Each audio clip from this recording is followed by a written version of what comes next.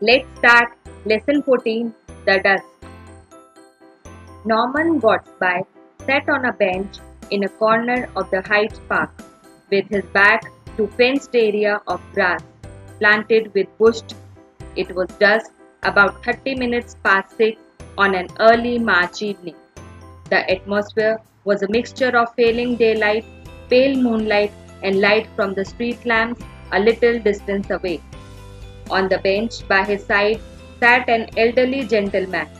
He had the expression of a defeated person who refused to admit his defeat. His clothes were neither expensive nor new. As he got up to go, Godsby imagined him to be a man in whom no one was particularly interested, either at home or outside. As his figure disappeared slowly into the shadow, his place on the bench was taken almost immediately by a young man, fairly well dressed but no more cheerful than the man who had sat there before. As if to emphasize the fact that he was deeply troubled and unhappy, the newcomer uttered a curse or two as he threw himself into the seat. "You don't seem in a very good temper," said Godsby, judging that he was expected to show sympathy. The young man turned to him with a look of great frankness, which put Godsby instantly on his guard. "You wouldn't be in a good temper if you were in a fix that I am in," he said. "I have done the silliest thing I have ever done in my life." "Yes," said Godsby without much enthusiasm. "I came up to London this afternoon intending to stay at the Patagonian Hotel in Berkshire Square," continued the young man. "When I got there, I found that the hotel had been pulled down some weeks ago and a cinema theatre had been put in its place. The taxi driver recommended me to another hotel some way off and I went there. I just sent a letter to my people giving them the address and then I went to buy some soap. I had forgotten to pack and I hate using hotel soap. Then I strolled about a bit, had a drink at a bar and looked at the shop. And when I thought of turning my steps back to the hotel, I suddenly realized that I didn't remember its name or even the street it was in. Now that's a nice situation for a fellow to be in, who hasn't any friends or connections in London. I am without any money, came out with only a shilling on me, which went in buying the soap and the drink. So here I am, wandering about with 2 pence in my pocket and nowhere to go for the night." There was meaningful pause after the story had been told. "I suppose you think I have made up an impossible cock and bull story for you," said the young man, presently in a hurt voice. "Not at all impossible," said Godsby carefully. "I remember doing exactly the same thing once in a foreign city, and on that occasion there were two of us. Luckily, we remembered that the hotel was on a sort of canal, so when we came across the canal, we were able to make our way back to the hotel." The youth brightened up a little on hearing this. "In a foreign city, I wouldn't mind so much," he said.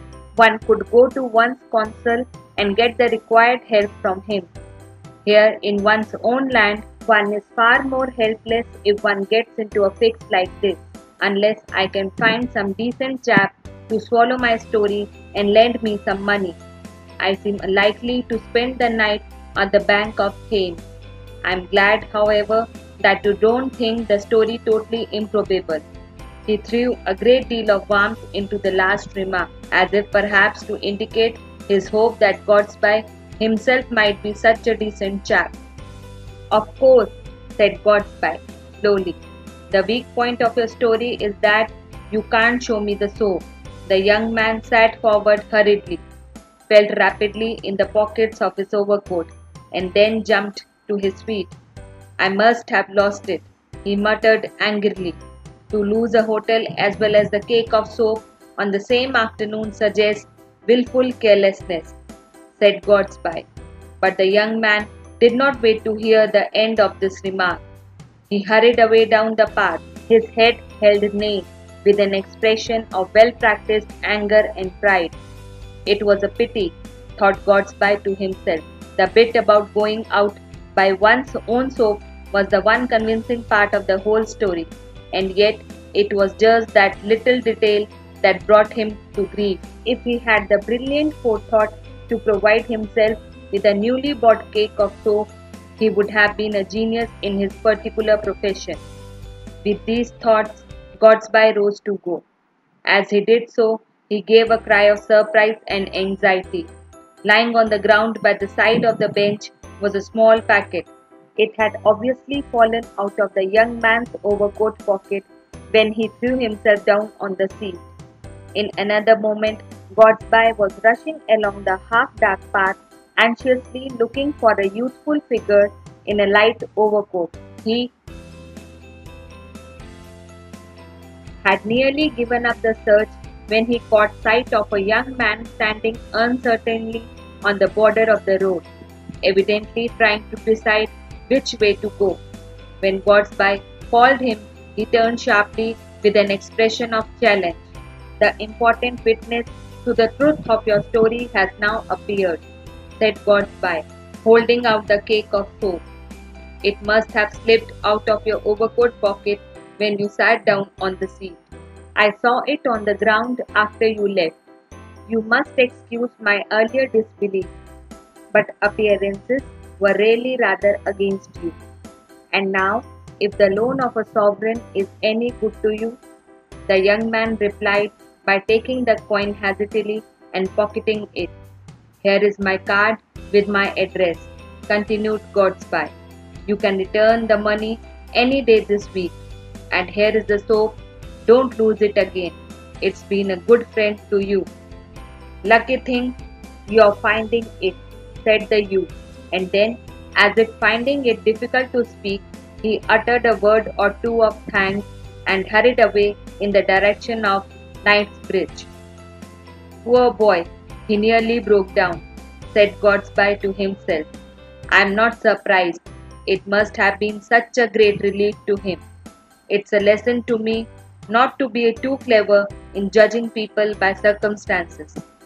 As Godsby walked back to his seat in the park, he saw an elderly gentleman looking and feeling with his hands beneath the bench and all around it. Godsby recognized him as the man who had sat there before the young man. "Have you lost anything, sir?" he asked. "Yes, sir, a cake of soap,"